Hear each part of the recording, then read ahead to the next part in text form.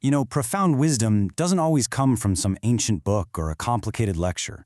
Sometimes it's hiding in the most ordinary things all around us. We just have to, take a second to really look. Today, we're going to talk about the powerful life lessons hidden in something you've probably held 1,000 times, just a simple pencil. So, what if this everyday object was actually your greatest teacher? I know, it sounds a little strange, but just stick with me here. We're about to unpack 4 pretty incredible lessons this humble little thing can teach us about resilience, about character, and, well, about our very purpose in the world. All right, let's dive into our first lesson. It all starts with the most basic thing you have to do to a pencil before you can even use it, right? You got to sharpen it. So let's explore the real purpose of all that pressure. Think about it. No pencil is useful right out of the box. It has to endure the sharpener. And that whole process feels like it's being worn down, but what's really happening? It's being made ready. And it's exactly the same for us. Life's challenges, those difficult experiences, they aren't there just to break us. They're there to sharpen us. You know, this whole sharpening process actually has a name. It's resilience. It's that toughness, that ability to face hardship and not just get through it, but to come out on the other side stronger, more focused, and more capable than you were before. It really shows us that our most painful moments are often our most formative ones. So the real takeaway here, the big idea, is learning to see challenges not as setbacks, but as the very process that gives us our edge. The sorrows, the struggles, that's the stuff that builds the strength we need to go out and make our mark. Okay, so let's move to the other end of the pencil for a minute and see how this all connects.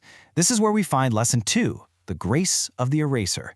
And this is all about the incredible freedom we have to just begin again. I mean, really think about that. The eraser isn't some afterthought, it's a critical part of the design. It's like a built-in symbol of forgiveness and second chances. It's sitting right there to remind us that most of our errors don't have to be permanent. But it also teaches us something else, something a little deeper. Some marks are worth keeping, the ones that taught us a lesson, right? The ones that show our journey. Not every single mistake needs to be wiped away. Sometimes they just need to be understood. This all points to a really powerful cycle of correction. It starts with a simple truth. You are absolutely going to make mistakes. It's just part of the process. The magic isn't in avoiding them, it's in knowing that correction is always an option. But here's the part we so often forget, and this is a real game changer. Hitting that undo button isn't a failure. Erasing a mistake isn't a disgrace. It's actually an act of incredible courage and wisdom. It's the engine of learning. It's what allows us to absorb the lesson and truly move forward.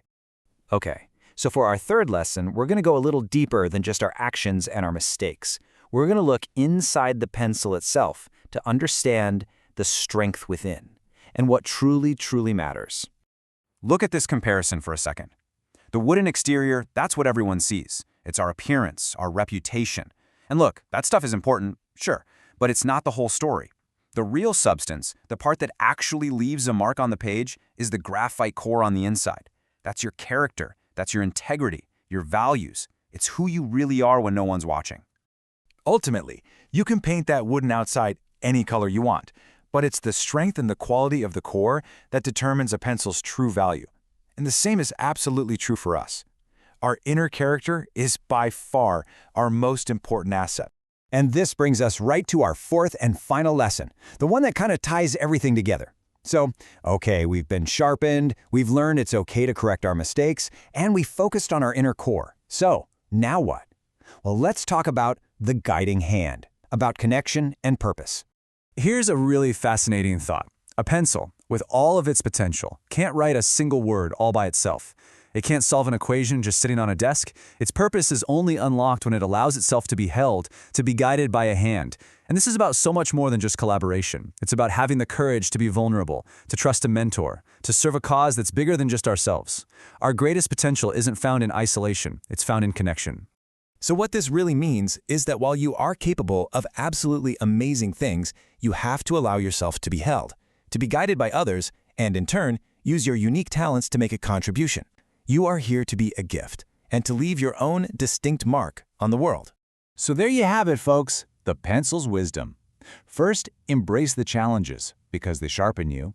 Second, correct your mistakes with courage, not shame. Third, remember that your inner character is what's key. And finally, allow yourself to be guided so you can fulfill your purpose and leave your mark. So as we finish up, I want to leave you with a question to really think about. In your life, in your work, in your passion, what is the guiding hand? Is it a mentor, a community, maybe a belief, or a bigger purpose? What is it that allows you to leave your own unique and indelible mark on the world?